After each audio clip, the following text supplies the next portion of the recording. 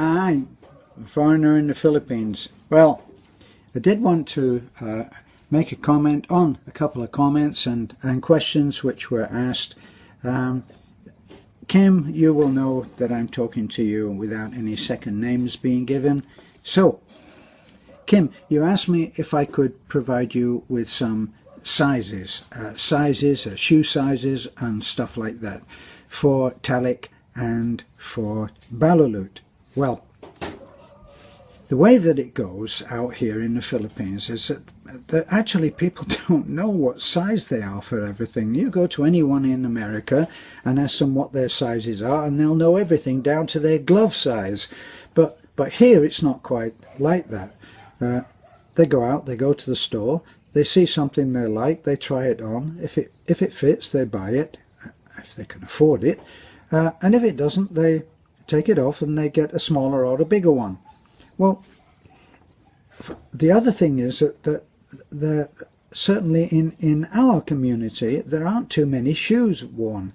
Now, the reason for this is that when it's very muddy, they go down and they can wash slippers, what they call slippers. Some people call them flip-flops. In Australia, I think they call them thongs. But they're the very simplest rubber footwear. And so they go and they put it on the floor, slip their foot into it. If it's too small, they get a bigger one. And if it's too big, they get a smaller one. And that's how it works. Now, Balulut and Talik are well taken care of and will delight in receiving any gifts. As far as sizes go, their age, Talik, as you've seen, is a lovely girl. She's very, very slender and she's 11 years old. Balulut, a little bit shorter, stockier build, of course. He's a very strong kid and he's 10 years old. So, here's what I suggest. Why don't you buy stuff for kids, knowing that they're in about that age group? Buy what you think is great and put it into a box and send it. Now, you could get a balikbayan box, 2 foot by 2 foot by 2 foot, and you could fill it with kids' clothes that you'd bought, serviceable kids' clothes that you'd bought at any yard sale in America for a few dollars. And I could get rid of every piece of clothing that's in there to all the kids that we know. Just look at my photographs of my Sunday driver's job. The ones that I go where we always call it the three little girls' house. We go there, I must pick up about 12 children there and take them to church along with grandmas. There's Michael, the diabetic, comes on that load.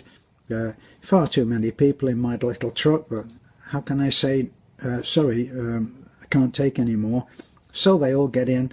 There's grandmas and moms and a dad, and whoever wants to get in, I take them. Well, I see kids there and they've got no... My mother always used to say, oh, he's got no arse in his trousers. And that's the case.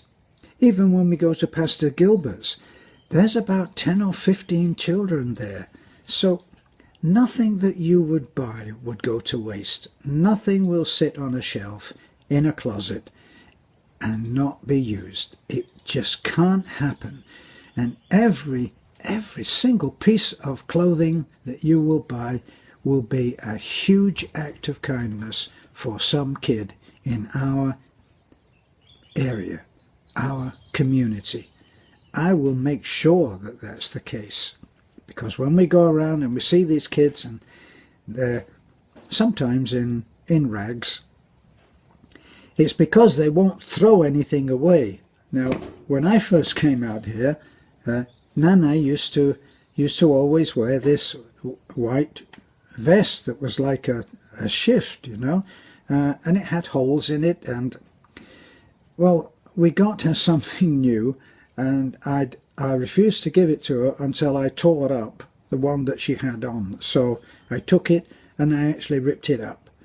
That way I knew that the new one wouldn't go into the closet. We had a gift from Kurt in Australia, and he wrote to me and he said, I've been looking at the work on the home of the 3 little girls, and I'm so touched. They are so beautiful. I'm going to send you $50, and I want you to take the 3 little girls and buy them new dresses. Well, Beth and I did that, but when we went down there to get the 3 little girls, we realized that actually it's 4 little girls, but somehow the name 3 little girls stuck. So forevermore it's the 3 little girls house, but actually it's 4 little girls. And eventually, because we couldn't turn anybody away, there turned out that we took 7 little girls, and we took them to Alturas, the supermarket cum store, and everybody got a new dress, and everybody chose their dress, and they all looked at the price to make sure that we could afford from the $50. We had a wonderful time, and 7 little girls got a dress. So if you imagine those 7 from that little house, that's not all. There's a ton of other children. There's a ton of children that go to church, and it's not just the 3 little girls, 7 little girls, 9, 10, 12 little girls that I take to church every Sunday. There are others that we drop along the way. So no shortage of places for those clothes to be worn. They will be gratefully received, and there will be lots and lots of kids who are very happy to have that Sunday best, even on a Monday and a Tuesday. Okay, so thanks for your thought, and you can always find out where to send things at the end of all our videos. But the address is very, very simple. Terence or Elizabeth Martin at Burgos, Talibon, Bohol, Philippines. It's real simple. And it will find us because there aren't too many foreigners. So when they try to, when the delivery comes through to say LBC, they just call us, say there's a box here for you. There's a letter, and we go down there and pick it up. And that's the easiest because their delivery guys can't make it up the hill with their motorcycles, although one did once.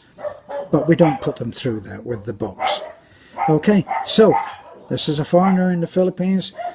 All the children in the area eagerly await anything that you send, and we'll say goodbye. Bye for now.